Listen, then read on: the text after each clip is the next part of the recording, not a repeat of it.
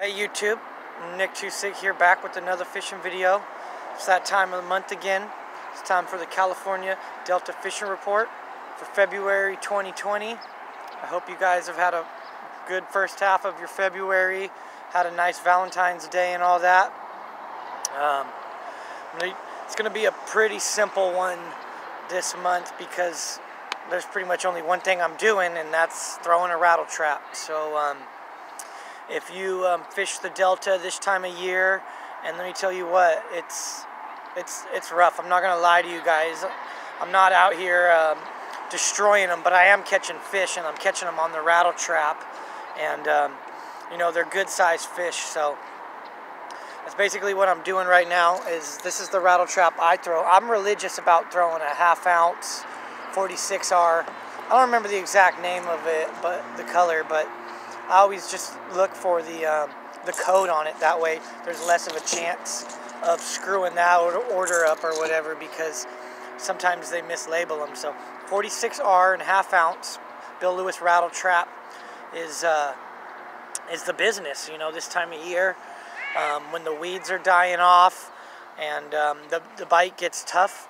This thing will catch anything that swims in the Delta. So throwing a rattle trap, it's pretty rough out there, you guys. I'm not catching a whole bunch of fish, but you know, I'm catching enough to just keep me fishing. So I got a really nice one this month in the rattle trap, and I found a pretty good pattern after a really tough first week. First week of February was really tough for me. I couldn't get any bites. I couldn't buy a bite. I just got skunked, you know, for an entire week. And I just couldn't figure it out. But you know, that's part of what fishing is about. That's part of the psychology of fishing, is, you know, just having a lot of grit and determination to change the tide in your favor when it's against you. So I was able to do that this month by just going back to the, you know, timeless, trusty rattle trap that I throw. And you know, what I discovered is there's a lot of muddy water right now, and it appears to be just absolutely a barren wasteland. So I've been avoiding you know, muddy water and too dark of colored water. I'm not catching anything in those areas. And also around dying hydrilla and submerged vegetation like that. You know, on the clear days with low wind, I was out there and I could see, and there's just a lot of dying vegetation. There's a lot of seaweed out there dying off, getting ready for the new stuff to grow. Spring's coming, you know, out with the old, in with the new. So these also seem to be barren wastelands where I'm finding brown seaweed or dying seaweed.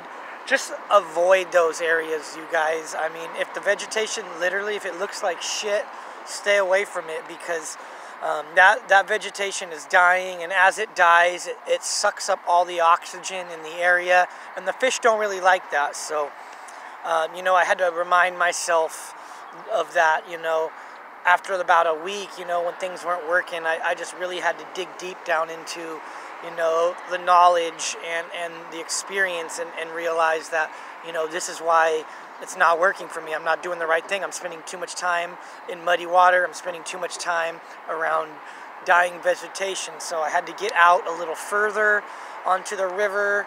You know, the little offshoots and stuff aren't producing as much as the outside ledges. So I started fishing ledges, you know, 6 foot deep or so, throwing the rattle trap around there, and I started having success. So, you know, they're still staging. They're not up shallow all the way yet, at least not where I'm fishing. I'm sure some of you guys have had success. I've had friends telling me they're catching, you know, jigfish shallow. So maybe try that in your area if the rattle trap doesn't produce.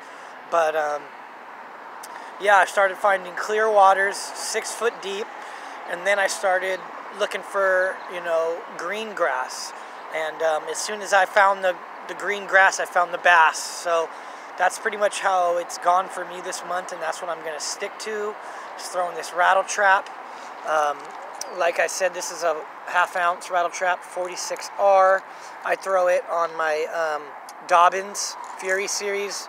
This is, you know, a medium heavy rod, about 7 foot, perfect for like jerk baits and crankbaits, and I pretty much always have my Rattle Trap or like a lipless on it or something like that. But yeah, I also am using this reel right here, the Speed Spool Mach. This is, you guys, for a $100 reel, this might be the best on the market that I've tried. This thing is absolutely butter. It doesn't backlash on me. I could bomb it 50 yards with this Rattle Trap, no problem. And it's awesome. So if you've been thinking about it or haven't tried one of these, you know, this honestly performs as good as any reel you need. You know, especially with a medium heavy. With a heavy rod, I prefer, you know, more drag, but with a medium heavy rod, I don't see the need to even go any better than this. It's just awesome, you guys. So try that. Couple ways I'm throwing the Rattle Trap is I'm throwing it and burning it, keeping it about a foot off of the bottom. And when I'm coming into contact with weeds, I just give it a little rip and try to cause a reaction strike. I also yo-yo it. I'll throw it out and almost work it like a jig, you know, pull it up and let it sink, reel up, pull it up, let it sink. And a lot of times they'll hit it on the fall when it's, you know, fluttering back down. So make sure you use fluorocarbon with that. I use a higher end fluorocarbon to, you know, 15, 17 pound, because I don't have a lot of money to be buying a lot of Rattle Traps. So I want to make sure that my line is strong enough to bend out the hooks, and I crank the drag up to where I know my hook will bend out, so I can just, you know, yank it out, and I don't have to worry about the person in the boat, you know, having to come back and worry about me. I just pull it out, and then at a later time re-straighten those hooks. So yeah, that's pretty much how it's going for me, just throwing this trap, finding clear water, 6+ around weeds, and that's getting it done for me. You know, so try that. And another thing is you got to use the fluorocarbon. I don't like throwing braid. I know some people who do, but I just stick with the fluorocarbon. I'll throw this around toolies. I do, you guys. I'll pick a lane in the toolies and you know, jig it through there, pull it through there, sporadic as I can, almost like a spinnerbait style, trying to pinball it through there. And if it gets hung up, just yank it out and wash, rinse, repeat. You know, I'm a real visual fisherman. A lot of guys are throwing chrome out deeper and having success right now, but I'm not really comfortable doing that. I'm more of a visual fisherman. I like throwing to targets that I can visually see, throwing along weed lines, you know, get in there with your polarized lenses, throw up against weed lines, on top of weed lines. Work this like you would a chatterbait. I fish this exactly how I fish a chatterbait. So if you're a chatterbait guy, try this. You know, they're not as aggressive this time of year, so the treble hooks do help a little bit opposed to that single hook. You know, it's easier to stick them when they're just nipping at the bait or whatever. So that's what I'm doing right now, you guys. And I'm out here in Antioch enjoying myself at the park. I'm fishing with my son today, got my dog, and we're having a good time catching fish. So you know, it's about that time. So get out here, you guys. Thanks for watching.